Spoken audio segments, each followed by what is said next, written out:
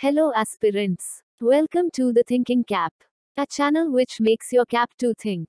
We started this series with 6th standard NCERT. Do visit our channel Thinking Cap for more audio lectures. In order to stay updated, please subscribe our channel and press the bell icon. For a better understanding, we recommend you to keep book while listening this audio. All the previous lectures are already available in our channel. Let's begin with Chapter 6. Chapter name: Major Landforms of the Earth. You must have seen some of the landform features as shown in the figure. You will notice that the surface of the Earth is not the same everywhere. The Earth has an infinite variety of landforms. Some parts of the lithosphere may be rugged, and some flat. These landforms are a result of two processes.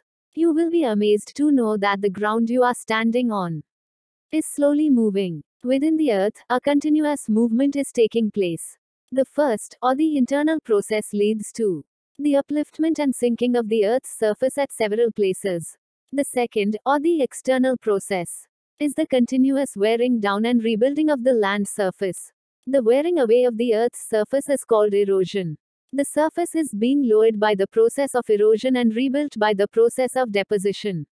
These two processes are carried out by running water, ice, and wind. Broadly, we can group different landforms depending on elevation and slope as mountains, plateaus, and plains. Do you know? A hill is a land surface that rises higher than the surrounding area. Generally, a steep hill with an elevation of more than 600 meters is termed as a mountain. Name some mountains with a height of more than 8,000 meters. Mountains. A mountain is any natural elevation of the Earth's surface. The mountains may have a small summit and a broad base. It is considerably higher than the surrounding area. Some mountains are even higher than the clouds. As you go higher, the climate becomes colder. In some mountains, there are permanently frozen rivers of ice. They are called glaciers. There are some mountains you cannot see as they are under the sea. Because of harsh climate, less people live in the mountain areas. Since the slopes are steep, less land is available for farming. Mountains may be arranged in a line known as range. Many mountain systems consist of a series of parallel ranges extending over hundreds of kilometers. The Himalayas, the Alps, and the Andes are mountain ranges of Asia, Europe, and South America, respectively. Mountains vary in their heights and shape. Do you know? Mauna Kea in Hawaii in the Pacific Ocean is an undersea mountain. It is higher than Mount Everest, being 10,205 meters high. There are three types of mountains: fold mountains, block mountains, and the volcanic mountains. The Himalayan mountains and the Alps are young fold mountains, with rugged relief and high conical peaks. The Aravalli Range in India is one of the oldest fold mountain systems in the world. The range has considerably worn down due to the processes of erosion. The Appalachians in North America and the Ural Mountains in Russia have rounded features and low elevation. They are very old fold mountains. Block mountains are created when large areas are broken and displaced vertically. The uplifted blocks are termed as hosts, and the lowered blocks are called graben. The Rhine Valley and the Vosges Mountain in Europe are examples of such mountain systems. Locate them on the world map in the atlas and find out some more examples of this type of landforms. Volcanic mountains are formed due to volcanic activity. Mount Kilimanjaro in Africa and Mount Fujiyama in Japan are examples of such mountains. Mountains are very useful. The mountains are a storehouse of water. Many rivers have their source in the glaciers in the mountains. Reservoirs are made and the water is harnessed for the use of people. Water from the mountains is also used for irrigation and generation of hydroelectricity. The river valleys and terraces are ideal for cultivation of crops. Mountains have a rich variety of flora and fauna. The forests provide fuel, fodder, shelter, and other products like gum, raisins, etc. Mountains provide an idyllic site for tourists. They visit the mountains for their scenic beauty. Several sports like paragliding, hang gliding, river rafting, and skiing are popular in the mountains. Can you name some places in the Himalayas associated with these sports? Plateaus. A plateau is an elevated flatland. It is a flat-topped tableland standing above the surrounding area. A plateau may have one or more sides with steep slopes.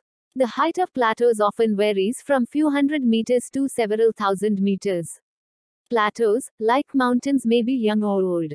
The Deccan Plateau in India is one of the oldest plateaus. The East African Plateau in Kenya, Tanzania and Uganda, and the Western Plateau of Australia are other examples. The Tibet Plateau is the highest plateau in the world with a height of 4,000 to 6,000 meters above the mean sea level. Plateaus are very useful because they are rich in mineral deposits. As a result, many of the mining areas in the world are located in the plateau areas.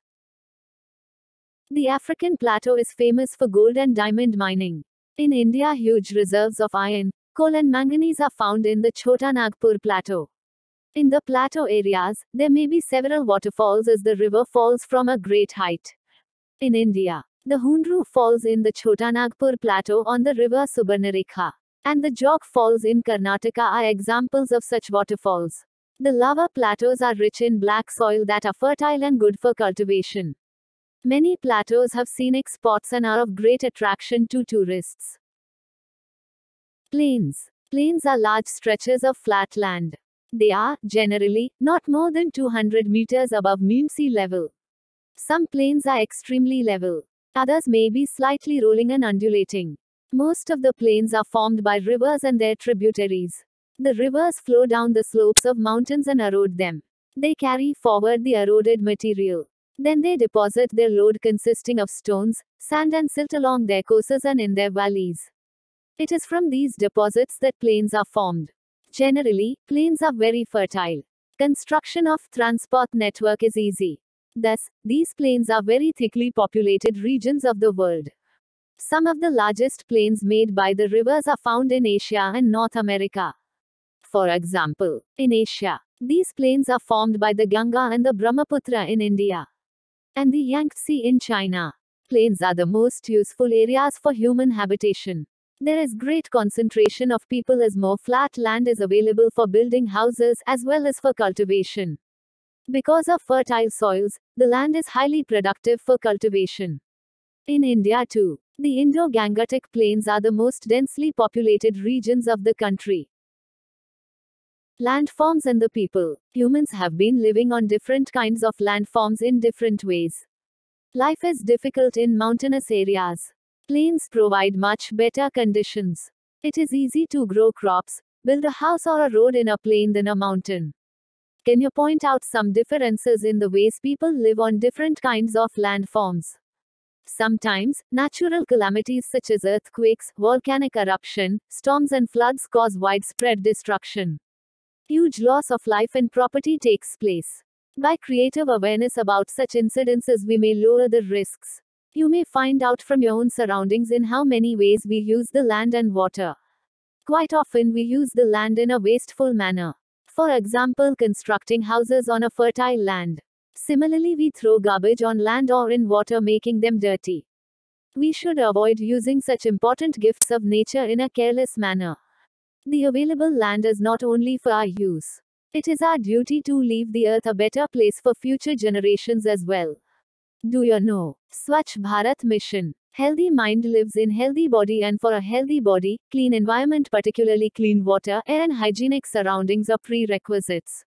Swachh Bharat Mission, a Government of India program, aims to achieve all these for people.